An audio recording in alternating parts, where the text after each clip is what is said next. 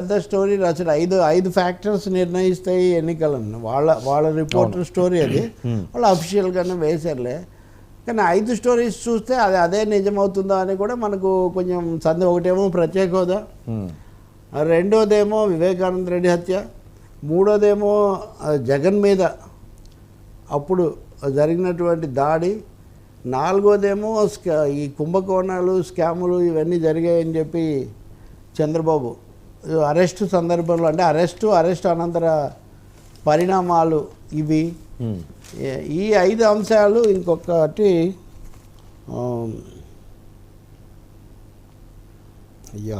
డీసెంట్రల్ అధికార వికేంద్రీకరణ. ఈ 5 అంశాలు నిర్దేశిస్తాయి ప్రధానంగానే. అంటే వీటిని మీరు ఇంకో విధంగా బదలాయిస్తే కనుక వికేంద్రీకరణ అనేది రాజధాని సమస్య ప్లస్ ఇందాక మనం అనుకున్నట్టుగా ప్రాంతాల సమగ్రాభివృద్ధికి భరోసా ఇస్తారా లేదనేది ఒక కీలకమైన అంశం అవుతుంది. ఇప్పుడు నిన్న కృష్ణారెడ్డి ఎక్కడో ఇంటర్వ్యూ ఇస్తున్నారు, రాజధాని సమస్య ఉందా, ఉదాహరణకి ఇట్లా ఉంది కదా అని అడిగితే ఆయన మాకేం సమస్య ఉంది చాలా క్లియర్గా, విశాఖపట్నం మా రాజధాని, ఇందులో మాకేం సందేహం లేదని ఆయన అంటున్నాడు. సో విశాఖ రాజధానిని వైసీపీ, అమరావతి మెగా సిటీ, మన జయప్రకాష్ నారాయణ చెప్పిన దాన్ని కూడా ఐవైఆర్ కృష్ణారావు కూడా తీవ్రంగా విమర్శించాడు. మెగా వెర్జిన్ సిటీ అంటే ఒక నూతన నవనగరం పుట్టుకొని రావాలని. 9 నగరాలు పెట్టాడు అక్కడ చంద్రబాబు నాయుడు. అంటే డెఫినెట్గా అది సాధ్యం కాదు. నేను కూడా దాంతో ఏమి అంటే ఇప్పుడు 2 లక్షల కోట్లు అవన్నీ జరగదు. ఒక రాజధాని అయితే రావాలి. సో ఈ రాజధాని సమస్య అవుతుందని. ఇంకా మిగిలిన 2 అవి ప్రధాన సమస్యలు అవుతాయనేది సందేహమే. అంటే in the sense Vivekananda Reddy హత్య గత ఎన్నికలప్పటికే ఉంది. ఈ 5 ఏళ్లలో రకరకాలుగా జరిగి ప్రజలకు దాని మీద కొంచెం ఎన్ని రోజులు ఈ చర్చ అనే అభిప్రాయం కూడా వచ్చింది. ఇంకా విశాఖ విమానాశ్రయంలో జరిగిన దాడి, దాని కోడికత్తి కేసని వీళ్ళు చులకన. వివేక హత్యాంశం కూడా సునీత గారు అంత సీరియస్గా కానీ లేకపోతే ఎప్పుడో మర్చిపోదురు. అంటే మర్చిపోకూడదు, దర్యాప్తు చేయాలి, అది చాలా తప్పే. కానీ జనాల్లో ఉండదని తెలుగుదేశం వాళ్ళు భావిస్తున్నట్టు లేదా మీడియా ప్రచారం చేస్తున్నట్టు వీళ్ళే చంపారు, ఈయనే వాళ్ళని కాపాడుతున్నాడు, ఆ యాంగిల్లో తీసుకుంటారా లేదా నిజం రావాలని చూస్తారా అనేది. So all these questions are there. ఇంకొక చివరిది వర్మ, చంద్రబాబు నాయుడు అరెస్ట్ చాలా ప్రభావం చూపిస్తుంది, చాలా పొరపాటు చేశారు. మనకు 2 వారాలు ఏ టాపిక్ దొరికితే అదే కదా మన మిత్రులకు.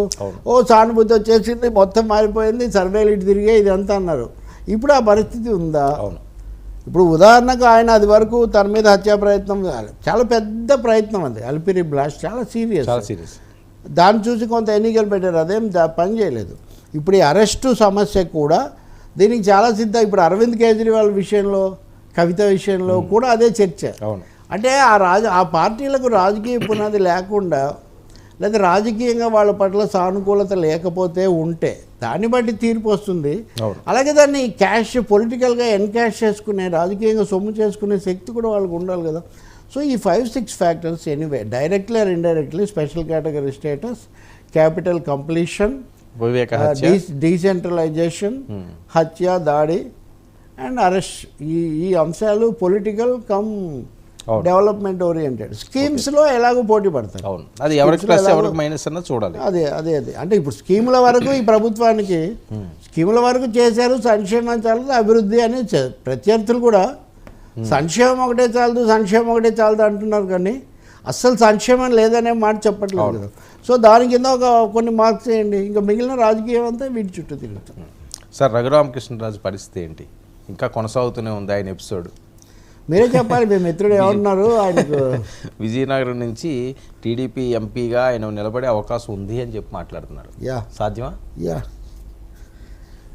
ఇప్పుడు రాజులే అని అక్కడ గోదావరి సీమలో అది మొదటి తెలుగు ఆ రాజ్యం, రాజరాజ నరేంద్రుడు. అది కాకపోతే ఇక్కడ కనీసం విజయనగరంలో పూసపాటి వారి రాజ్యానికన్నా వెళ్దామని ప్రయత్నం చేస్తున్నారేమో. కానీ బహుశా ఇంకా ఎంపీ రేస్ అనేది అయిపోయిందేమో అని అనిపిస్తుంది. ఆయన ఈరోజు మాట్లాడినవి, వచ్చిన కథలు అవి చూస్తే కూడా అసెంబ్లీకి చేస్తారు తెలుగుదేశం పార్టీ. అసెంబ్లీ అయితే ఎక్కడి నుంచి?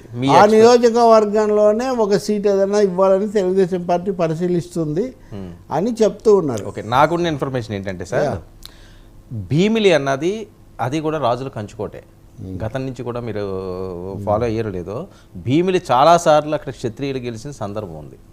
సో గంటా శ్రీనివాసరావు పెండింగ్లో ప్రస్తుతానికి ఉన్నారు కాబట్టి అవంతి శ్రీనివాస్ మీద రఘురామకృష్ణరాజు కూడా బలమైన వ్యక్తి అవుతుంటారు, రాజులకు మంచి ఓట్ షేర్ ఉన్నది కాబట్టి భీముల నుంచి అసెంబ్లీకి కూడా వెళ్ళే ఛాన్స్ ఉంది అని చెప్పి మాట్లాడే పరిస్థితి జరిగే ఛాన్స్ ఉంటుంది. సార్ ఇది పెనం మీద నుంచి పొయ్యిలోకి పడినట్టుగా అవుతుంది సార్ ఇది. ఇప్పటికే గంటా శ్రీనివాసరావు ఆయన విశాఖపోయి భీమిలి కోసం అని ఉన్నాడు. ఆల్రెడీ అక్కడ ఒక డిస్టర్బెన్స్ ఉంది, అది ఎడతెగని సమస్యగా ఉంది. ఇటువంటి చోట అది కూడా రఘురామకృష్ణరాజు సమస్య పరిష్కరించడానికి మీ సీటు ఆయనకి ఇస్తాము అంటే తెలుగుదేశం వాళ్ళు చేయించిన సర్వే కూడా గంటా కోసం చేయించారు, కానీ వాళ్ళేమి రఘురామకృష్ణరాజు చేయించలేదు కదా అనుకున్నారు కదా, ఇప్పుడు లేదు కదా. ఇంతకుముందు రఘురామకృష్ణరాజు పేరు రాలేదు అసెంబ్లీ, అనుకోలేదు. రాలేదు, నిజమే రాలేదంటే ఈయనకు స్ట్రాంగ్గా అదన్నీ ఇవ్వాలని కదా. ఆయన కోరుకున్నది ఇవ్వలేకపోయినప్పుడు, సిట్టింగ్ సీట్ ఇవ్వలేకపోయినప్పుడు కనీసం భీమిలి అని. ఇంకొక మాట గుర్తుపెట్టుకోవాలి మీరు, చంద్రబాబు నాయుడు కీలకమైన ప్రకటన ఒకటి చేశాడు. ఆయన 21 మంది ఎమ్మెల్యేలు నాతో ఎవరైతే నిలబడ్డారో వాళ్లకు ఎట్టి పరిస్థితుల్లో టికెట్ వచ్చి తీరాలి అని ఆయన చెప్పాడు. సో మిగిలిన చీపురుపల్లిలో ఆయన చేయరు. అదే అంటున్నాను, చేయనప్పుడు మిగిలిన ఏమైనా భీమిలియే కదా. ఇంకా ఆయన ఏం దర్శికిను అనంతపురం పోడు కదా ఎవరు గంట. కాబట్టి వలస పోవాల్సింది, వెతుక్కోవాల్సింది ఈయన గోదావరి జిల్లాలోనే ఎక్కడో చోటు ఇస్తారు. ఎక్కడున్నారు సార్ గోదావరి జిల్లాలో? ఇక్కడ మనకు బ్యాలెన్స్ ఉన్నవి ప్రాబ్లం కదా. అంటే మన త్యాగ కళ్యాణ్, ఆయనకి త్యాగ కళ్యాణ్తో కూడా లేనట్టుగా ఆయనకి అవకాశం లేదు, ఆయనకు కూడా ఏం లేదు. కాకినాడ రోడ్లో ఆల్రెడీ అయిపోయింది 19 నానాజీ, వెస్ట్ గోదావరి అయిపోయింది, వెస్ట్ గోదావరి